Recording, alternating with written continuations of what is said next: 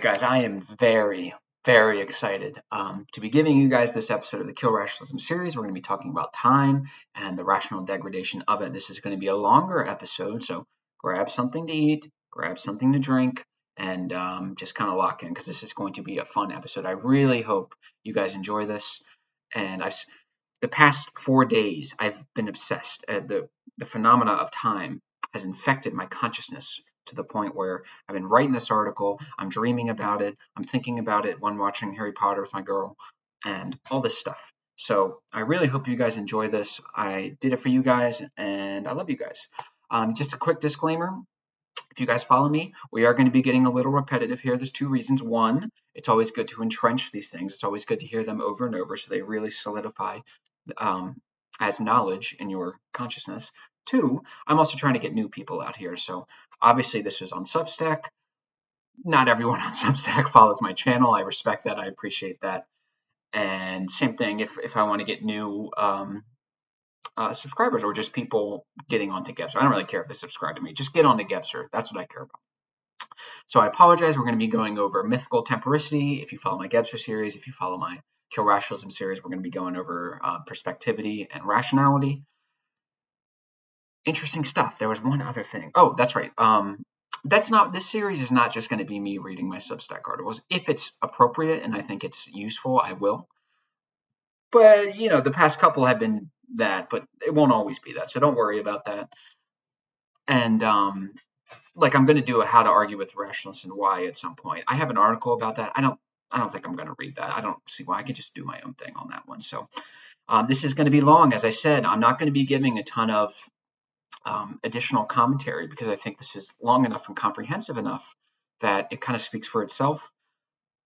Maybe I'll do kind of a post-mortem on this. If you guys have questions, please put them in the comments. And this is if you're following my Gebster series, this is a little bit of a spoiler. So just to keep you enticed, we're getting into some profound stuff here. So without further ado, this is a long video. Let's get right into it.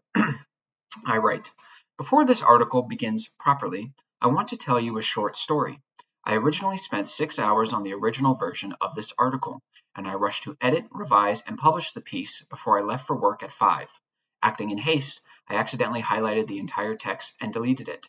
To my great frustration, I was forced to start over. Also, I don't claim to be the Cormac McCarthy of nonfiction. That's not what this is about. This isn't look how amazing of a writer I am. This is about getting cool ideas out there. So don't get too lost on grammatical mistakes. Keep this story in the back of your mind. Wait, hold on. I believe the article you read now is better than the article you would have read had I published this work hastily, as I previously planned. Keep this story in the back of your mind as you read this article, and return to it if you have the patience and capacity for suffering necessary to finish such a long and poorly written piece. I believe there is a lesson to be learned in my serendipitous moment. Now, this is where the article begins properly. Time is the cause of all our problems. The vague notion has pressed itself onto our collective consciousness for over a century and a half now, and the longer we miscategorize it as a spatialized phenomena, the more it will continue to melt down all that has been built. The contemporary means of understanding time is a rationalist bastardization of its true essence, but I am getting ahead of myself. Since Gauss and particularly Einstein, our understanding of time has changed radically. But before we discuss the radical new conception of time, we must first examine man's notion of time throughout history. Until about 10,000 BC, man was timeless. There are none or virtually no references to time in any ancient myth, painting, drawing, or work of art before 10,000 BC. Man was spaceless too, insofar as he did not have a differentiated understanding of either dimension. When we speak of space and time, we must realize that these dimensions are worked out by our consciousness. The intensity and complexity of consciousness afforded to man at the time, this is to say the magic structure, his ability to relate objects in the world to each other in a complex manner, was dim and dark. He could not adequately take stock of the internal and external aspects that constitute him and make associations or connections between them. Clear, waking, diurnal consciousness simply hadn't manifested yet, and man could only work with the tools available to him in the moment. The vital instincts drove him to action and sustained him, Nothing else besides magic, of course. But then a mutation in our collective consciousness occurred around 10,000 BC.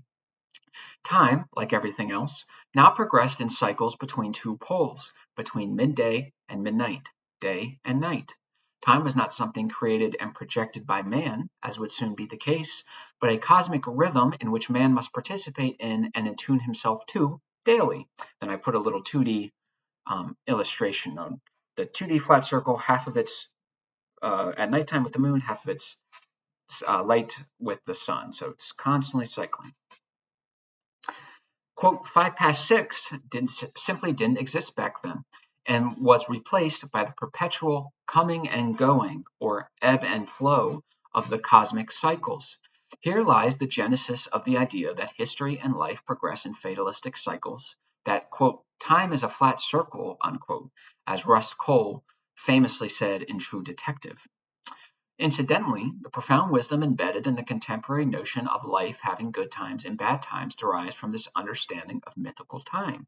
If you get your chart read, you will see spiritual transits. They are good times and they are bad times. This is a profound wisdom. You can glimpse this mode of being if you suspend clock time and think about the perpetual cycling between light and darkness perpetuated in the sky. There exists neither direction nor randomness, only a polar complementarity that always closes in on each other, closes in on itself in a cycle of self-completion. The two-dimensional flat circle expresses this polarity in that it is both still and in perpetual movement simultaneously.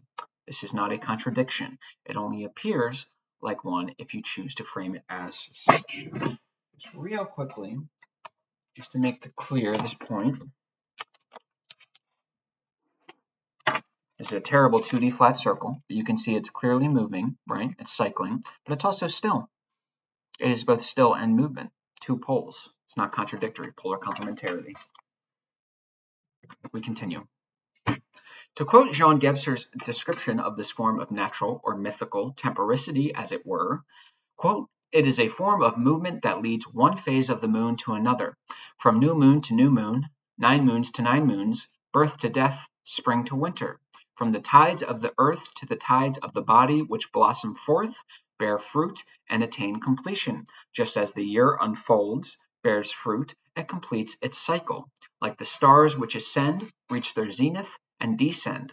In this, the cosmos itself forms a circle, rotating and drawing the energy for its rotation from the polarity. And then I put a link to my Seeing Through Gebser series. All right, I say, symbolic participation in mythical temporicity was man's objective at the time, but that would change during the Renaissance. Whether it's the, quote, discovery of logic, the Enlightenment, or the age of reason, perspectival thought, rationality, had fully mutated and solidified itself in our collective consciousness. A new way of relating objects in the world to each other emerged, and time would conform to the new way of seeing the world. As vaguely alluded to in the preceding paragraph, rationality was born from the discovery of perspectivity, that is, from the discovery of objectified space. In short, the rules of perspectivity are manifest in rational thought. Those who have read my other articles know that the specific way rationality relates objects to each other is by deploying triangular thought. A binary is posited, forming the base of the triangle. The space between them is dualistic, meaning the two negate each other, no chance of polar complementarity.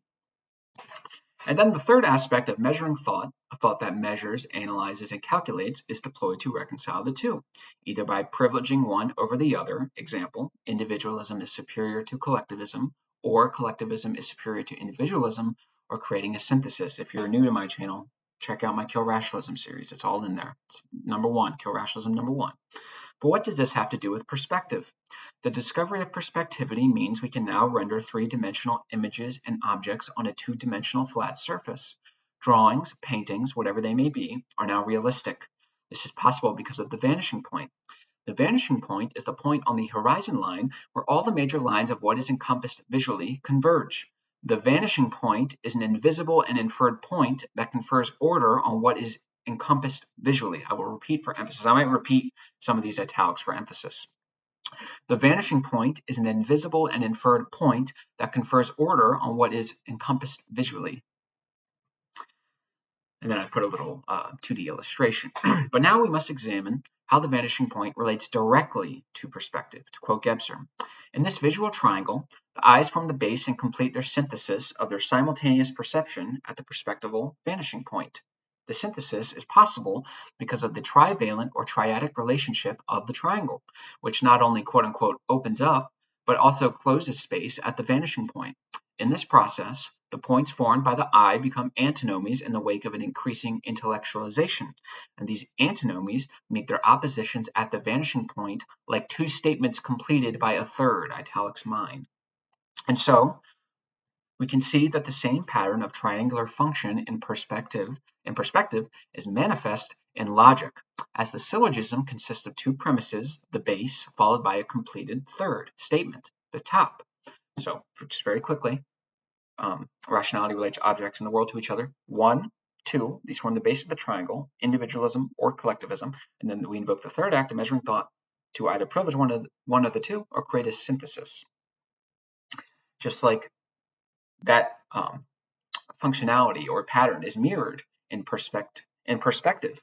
1, 2, the base, these are separate lines of perception that must be synthesized by the third aspect of the vanishing point. This is why I say rationality was born from the discovery of perspective, not is perspective.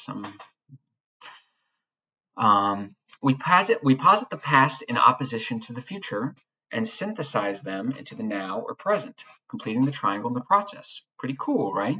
But there's more. The vanishing point manifests in rational thought as the invisible and inferred point that confers order on what is encompassed by thought is nothing if not the axioms of logic. So the vanishing point, the invisible and inferred point that confers order on what is encompassed visually, if rationality is born from the discovery of perspective, you would expect to see that manifest in rationality, and you do. The invisible and inferred point that confers order on what is being encompassed by thought is nothing if not the axioms of logic.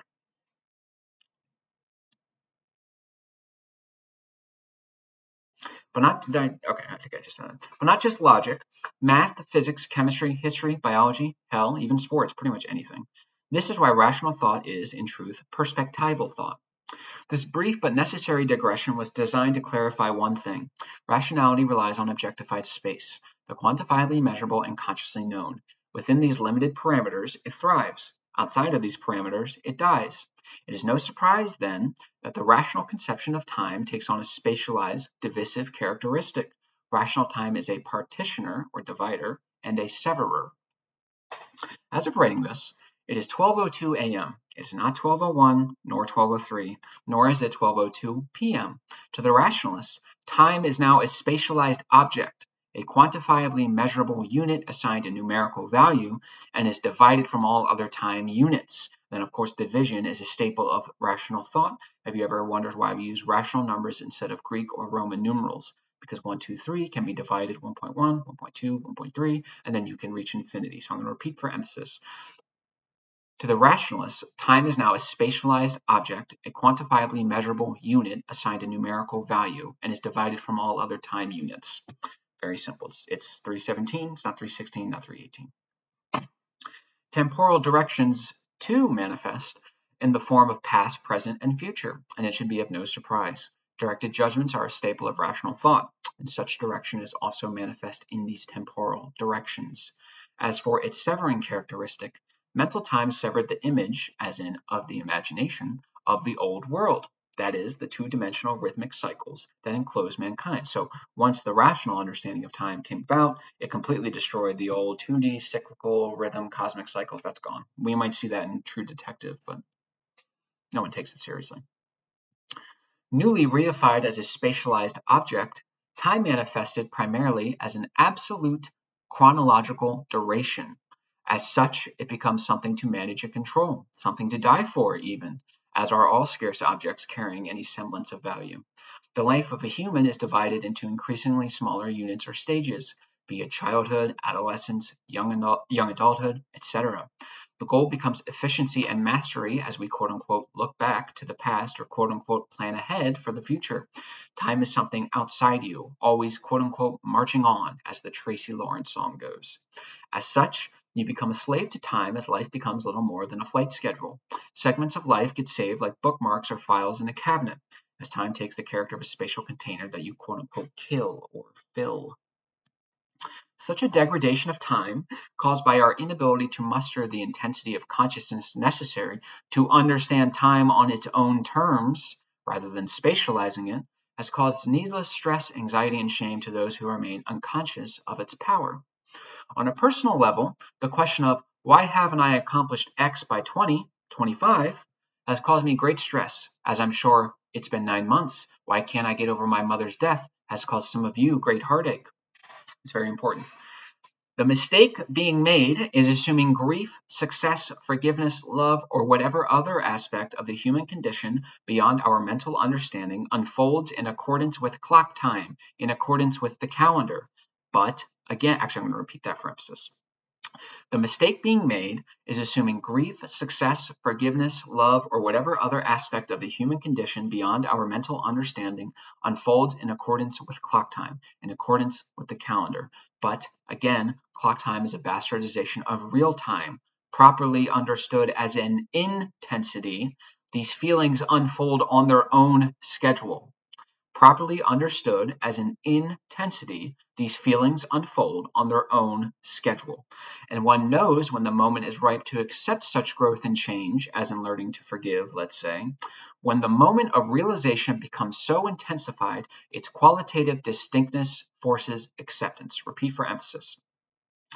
And one knows, I'll just do the whole thing. Properly understood as an intensity, these feelings unfold on their own schedule. And one knows when the moment is ripe to accept such growth and change, as in learning to forgive, let's say, when the moment of realization, emphasis on moment, the temporal aspect, when the moment of realization becomes so intensified, its qualitative distinctness forces acceptance.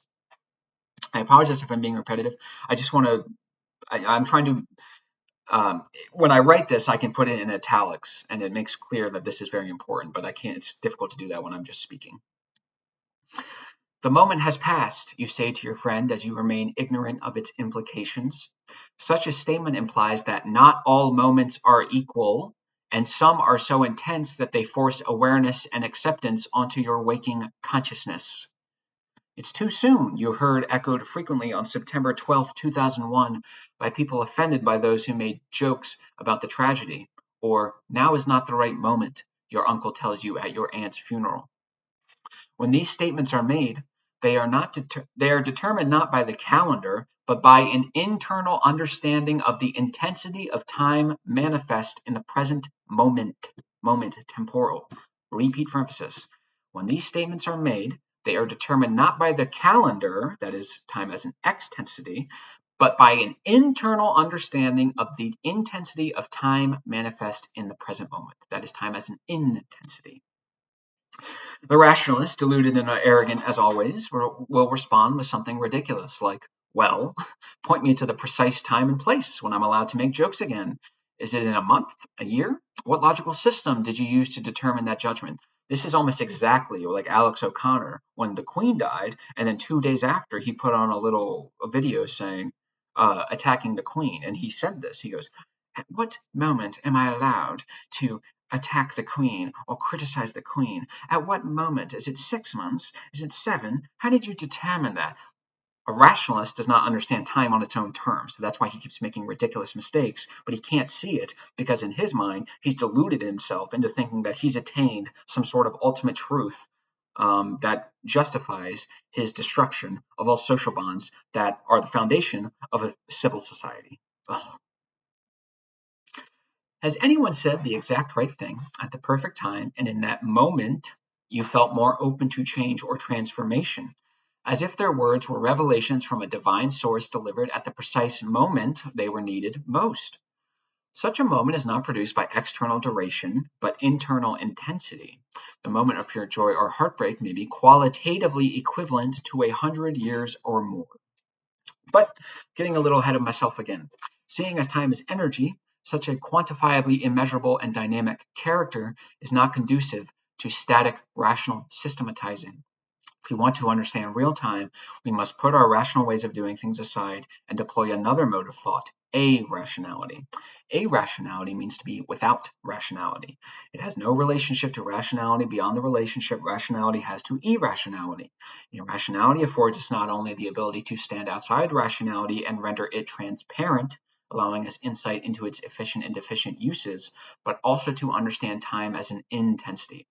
As an intensity, time manifests in many forms that the rationalist will have difficulty comprehending, let alone understanding. To quote Gebser again, it, time, manifests itself as clock time, natural time, cosmic or sidereal time, as biological duration, rhythm, meter, as mutation, discontinuity, relativity, as vital dynamics, psychic energy, and as mental dividing. It manifests itself as the unity of past, present, and future, as the creative principle, the power of imagination, as work, and even as motoricity.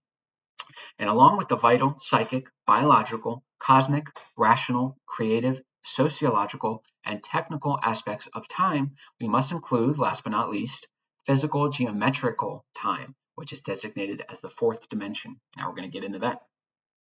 He continues, this seemingly random enumeration of temporal aspects may be disconcerting to someone unable, to disengage himself from his three-dimensional conception of the world.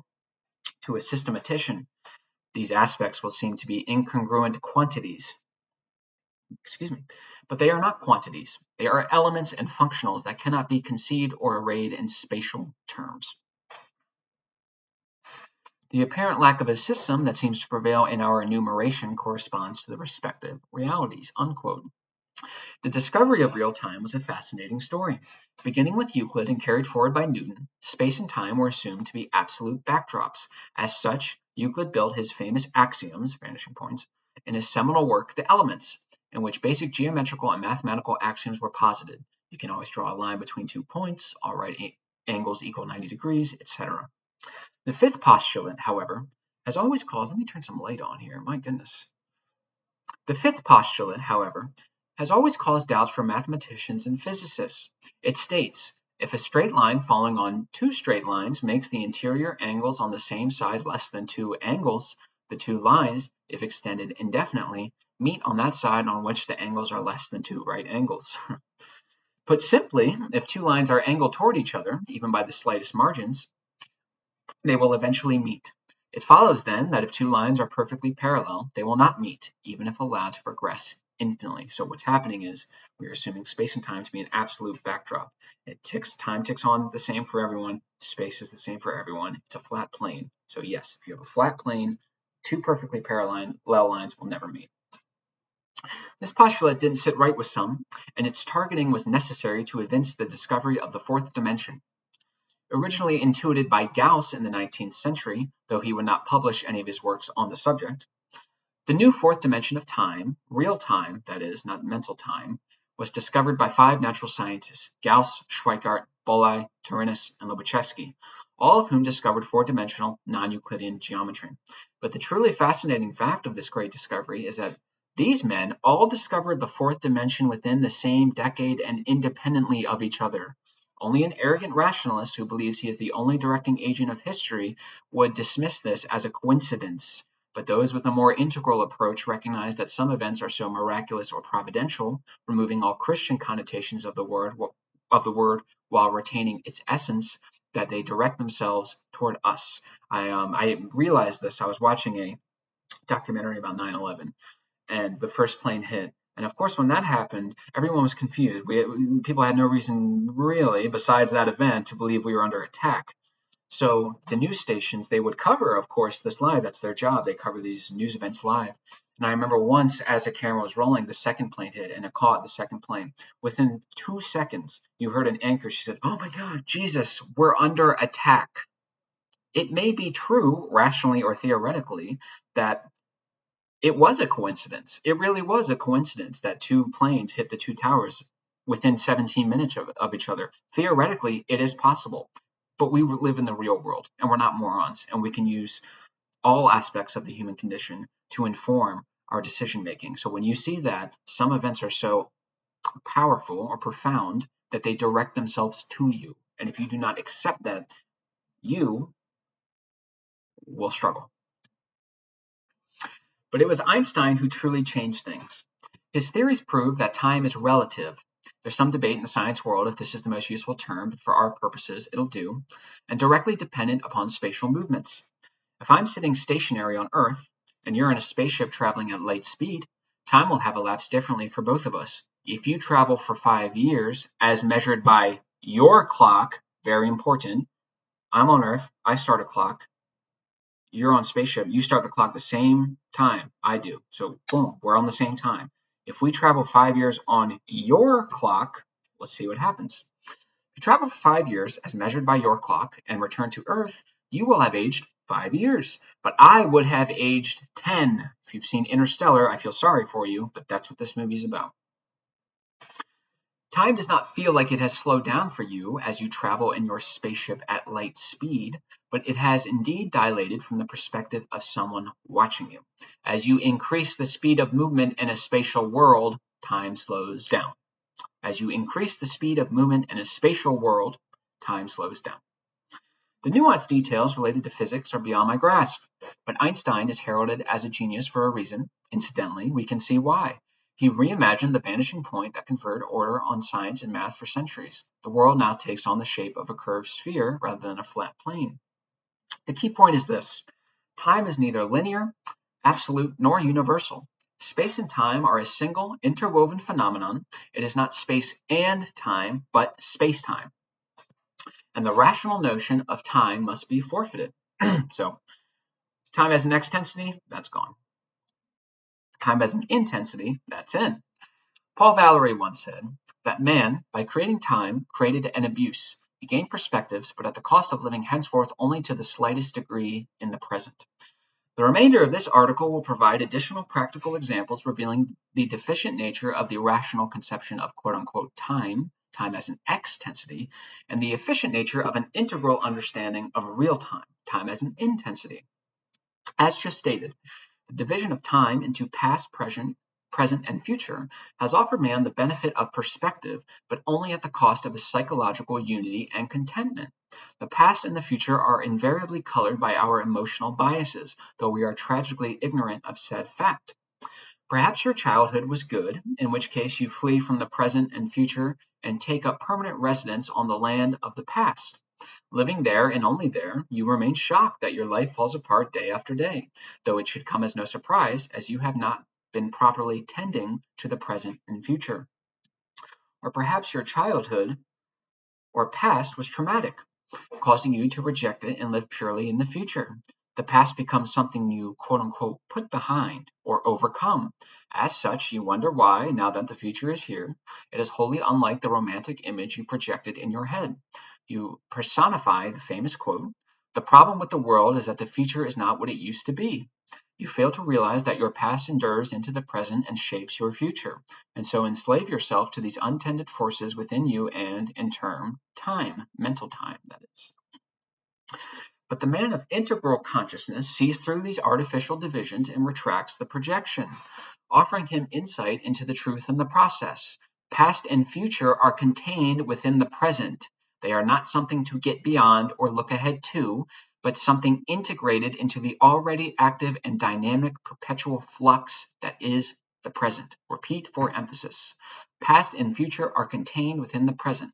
They are not something to get beyond or look ahead to, but something integrated into the already active and dynamic perpetual flux that is the present. Past traumas now feel success. Future fears are overcome. Perhaps in a state of clarity, you remember words of wisdom your late grandfather told you when you were a boy. You realize how much his words have affected your present state and think about how they will affect your future. Better yet, how they already have. In this moment of lucidity, you realize that past and future are divided only if the mind frames them as such. That the experiences and interpretations of those experiences made by the soul, or if you insist on using rational terms, the psyche, that is to say the past, are just as real and present as the dreams, notions, and hopes for the future. Past and future are contained within the perpetual present, the actions of which, if left unconscious, are determined by the past and determine the future.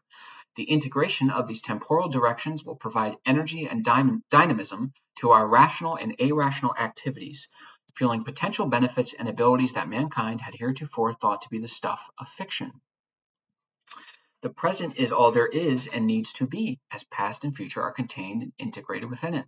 To forfeit the present is to forfeit the awesome power of the human, able to enrich and employ the capabilities of all aspects that constitute him, not a limited part treated as the whole, like the rationalist would like us to behave.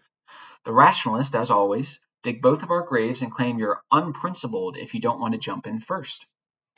And one of the graves they've dug for themselves, based purely on a corrupted and false notion of time, is their stubborn ignorance of the present.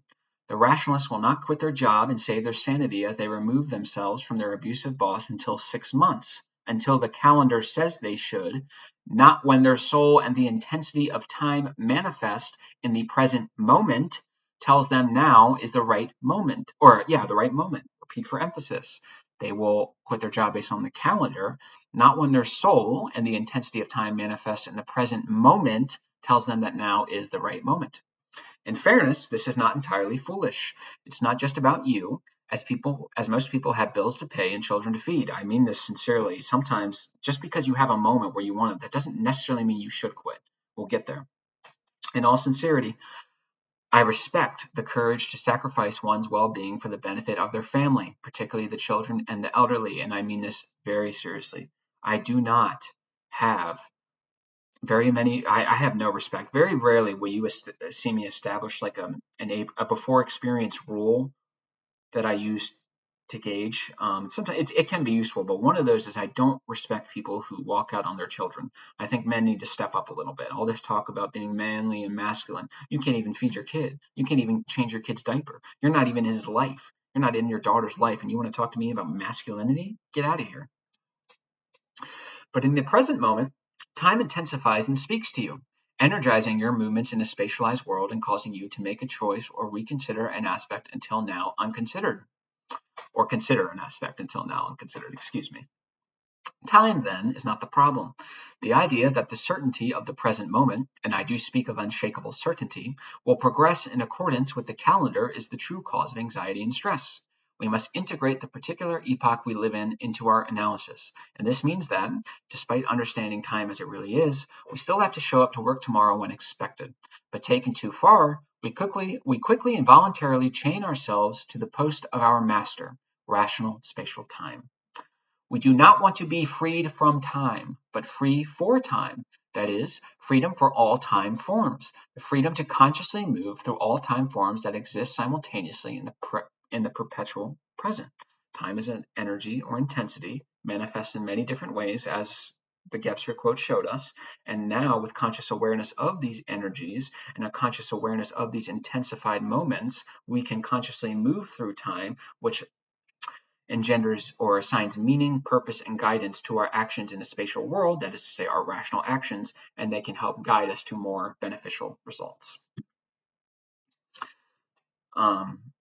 Time is not something to manage. If it were, it would be an external spatialized object. Time is an energy, intensity, and should be heard. The decision to quit your job should not be based on a calendar date. Rather, you should ask yourself, is now the right moment? Emphasis on the temporal. Perhaps you will choose that, yes, the intensity of time is so great and pressing that you feel compelled to accept its offer. Or you may respond, I'm not in the time for that right now, as you decide you can muster the energy and courage to last a few more months so as not to jeopardize your family's well-being. Either way, time has intensified and crystallized into a single moment or series of moments that force newly energized aspects of the external and internal states of the world and man onto your consciousness. A decision must be made, or acceptance must be denied, perhaps. But time manifests in other domains of life, offering us the sureness of the moment and unforeseen creative powers. When you sit down to write a poem or novel, When you sit down to write a poem or novel, sometimes nothing is put to paper, but 2 weeks later, you return and churn out 5,000 words or 4 sonnets. You would most likely not say, I finally had the right number of minutes to be creative. Instead, you may say, 2 weeks ago wasn't the time for writing, but now it is. So if you're writing a book and for 2 weeks you don't get much done, and then a week goes by, and then another week goes by, so on week 4, and you've accomplished more than you did in the past 3 weeks, it's not that the block of minutes was the problem. External time was not the problem. The internal intensity, the internal energy of time that intensified and resulted or affected in a moment or series of moments that compel you to do something in a spatialized world. So it wasn't the time for me to write because I did not have the intensity or energy fueling me to write. But now that I do have that energy or intensity, and I can intuitively feel this through conscious understanding of what time is as an intensity, I am now going to write when time tells me to write because it's guiding me towards more effective results.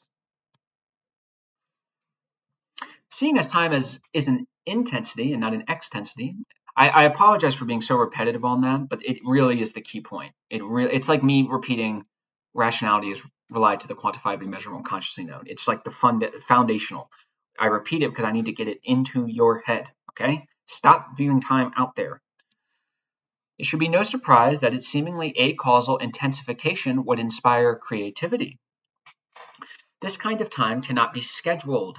The moment or moments, emphasis on the temporal aspect, of creativity are a realization of all that has been brought to consciousness by the intensification of quantifiably immeasurable intensity that is time. Repeat for emphasis. Excuse me. The moment or moments of creativity are a realization of all that has been brought to consciousness by the intensification of the quantifiably immeasurable intensity that is time.